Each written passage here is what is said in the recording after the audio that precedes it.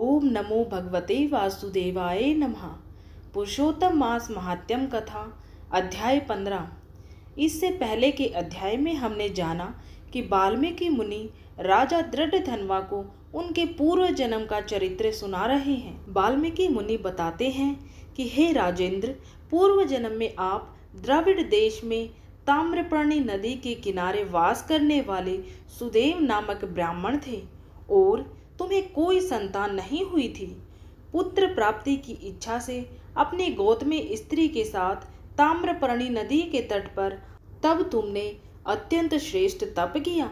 तब भक्त वत्सल भगवान उस सुदेव ब्राह्मण के अत्यंत उग्र तपस्या को देखकर जल्दी से गरुड़ पर सवार होकर प्रकट हुए। तब इसके आगे का वृतांत आप सभी सुनिए। श्री नारायण भगवान बोले, नारद, सुदेव शर्मा ब्राह्मण हाथ जोड़कर गदगद स्वर से भक्त वत्सल श्री कृष्ण देव की स्तुति करता हुआ बोला, हे देव, हे देवेश, हे त्रिलोक्य को अभय देने वाले, हे प्रभु, आपको नमस्कार है। हे सर्वेश्वर, आपको नमस्कार है। मैं आपकी शरण में आया हूँ। हे परमेश्वर, हे शरणागत वत्सल, मेरी रक्षा करो। हे जगत के समस्त प्राणियों से नमस्कार किए जाने वाले, हे शरण में आए हुए लोगों के भय का नाश करने वाले, आपको नमस्कार है।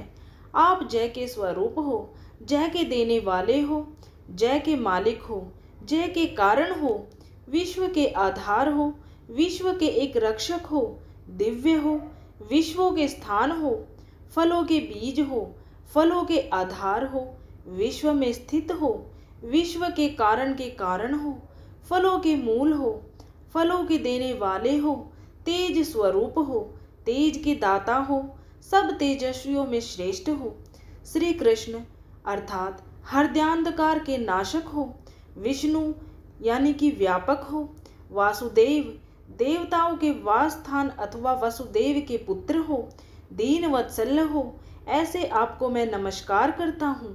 हे जगत प्रभु, आपकी स्तुति करने में ब्रह्म आदि देवता भी समर्थ नहीं है। हे जनार्दन, मैं तो अल्प बुद्धि वाला मंद बुद्धि मनुष्य हूँ। किस तरह आपकी स्तुति करने में मैं समर्थ हो सकता हूँ। अत्यंत दुखी दीन अपने भक्त की आप कैसे उपेक्षा करते हो। हे प्रभु, क्या आज संसार में वह आपकी लोक बंधुता नष्ट हो गई। वाल्मीकि ऋषि बोले, सुदेव शर्मा ब्राह्मण इस प्रकार विष्णु भगवान की स्तुति कर हरि के सामने खड़ा हो गया। हरि भगवान उसके वचन सुनकर मेघ के समान गंभीर वचन से बोले। श्री हरि नारायण बोले, हे वत्स, तुमने जो तप किया है वह बहुत अच्छी तरह से किया है। हे महाप्राज्ञ, हे तपोधन, क्या चाहते हो सो मुझसे कहो। तुम्हारे तप से प्रसन्न मैं उस वर को तुम्हारे लिए दूंगा, क्योंकि आज के पहले ऐसा बड़ा भारी कर्म किसी ने भी नहीं किया है। सुदेव शर्मा बोले, हे नाथ, हे दीन बंधो, हे दयानिधे, यदि आप प्रसन्न हैं तो हे विष्णु, हे पुराण पुरुषोत्तम, कृपा कर आप मेरे लिए सतपुत्र दीजिए। हे हरे, पुत्र के बिना सोना यह गृहस्थ आश्रम धर्म मुझको प्रिय नहीं लगता है। इस प्रकार हरि भगवान सुदेव शर्मा ब्राह्मण के वचन को सुनकर बोले। श्री हरि नारायण भगवान बोले, हे द्विज, पुत्र को छोड़कर बाकी जो न देने के योग्य है उनको भी मैं तुम्हारे लिए दूंगा, क्योंकि ब्रह्मा ने तुम्हारे लिए पुत्र का सुख नहीं लिखा है। मैंने तुम्हारे भाल देश में होने वाले समस्त अक्षरों को देखा, उसमें 7 जन्म तक तुमको पुत्र का सुख नहीं है। इस प्रकार वज्र प्रहार के समान निष्ठुर हरि भगवान के वचन को सुनकर जड़ के कट जाने से वृक्ष के समान वह सुदेव शर्मा ब्राह्मण पृथ्वी तल पर गिर गया। पति को गिरते हुए देखकर गौतमी स्त्री अत्यंत दुखित हुई और पुत्र की अभिलाषा से वंचित अपने स्वामी को देखती हुई रुदन करने लगी। कुछ समय बाद धैर्य का आश्रय लेकर गौतमी स्त्री गिरे हुए पति से बोली, हे नाथ, उठिए उठिए, क्या मेरे वचन का स्मरण नहीं करते हैं। ब्रह्मा ने भाल देश में जो सुख दुख लिखा है वह मिलता है। रमानाथ क्या करेंगे। मनुष्य तो अपने किए कर्म का फल भोगता है। अभागे पुरुष का उद्योग मरणासन पुरुष को औषध देने के समान निष्फल हो जाता है। जिसका भाग्य प्रतिकूल है उसका किया हुआ सब उद्योग व्यर्थ होता है। समस्त वेदों में यज्ञ, दान, तप, सत्य, व्रत आदि की अपेक्षा हरि भगवान का सेवन श्रेष्ठ कहा है, परंतु उससे भी भाग्य बल श्रेष्ठ है। इसलिए हे भूसुर, सर्वत्र से विश्वास को हटाकर उठिए और शीघ्र देव का ही आश्रय लीजिए। इसमें हरि का क्या काम है। इस प्रकार उस गौतमी के अत्यंत शोक से युक्त वचन को सुनकर दुख से कांपते हुए गरुड़ जी विष्णु भगवान से बोले।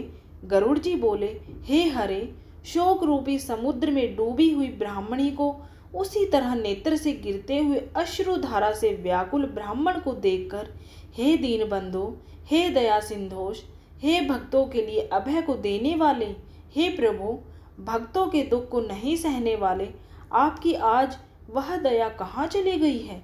अहो, आप वेद और ब्राह्मण की रक्षा करने वाले साक्षात विष्णु हो। इस समय आपका धर्म कहाँ गया। अपने भक्त को देने के लिए 4 प्रकार की मुक्ति आपके हाथ में ही स्थित कही गई है। अहो, फिर भी वे आपके भक्त उत्तम भक्ति को छोड़कर चतुर्विधि मुक्ति की इच्छा नहीं करते हैं और उनके सामने 8 सिद्धियां दासी के समान स्थित रहती हैं। आपके आराधन का महात्म्य सब जगह सुना है। तब इस ब्राह्मण के पुत्र की वांछा आज पूर्ण करने में आपको क्या परिश्रम है।